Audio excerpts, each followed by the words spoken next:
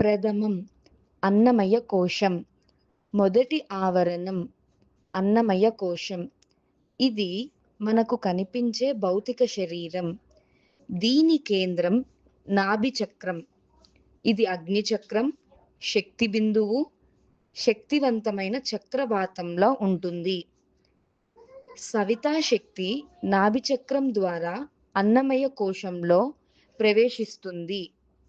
అన్నమయ కోశంలో సవిత అగ్ని, అగ్ని, అగ్ని.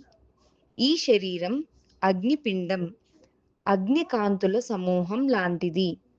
అన్నమయ కోశం ఇప్పుడు సవితామయం అవుతుంది.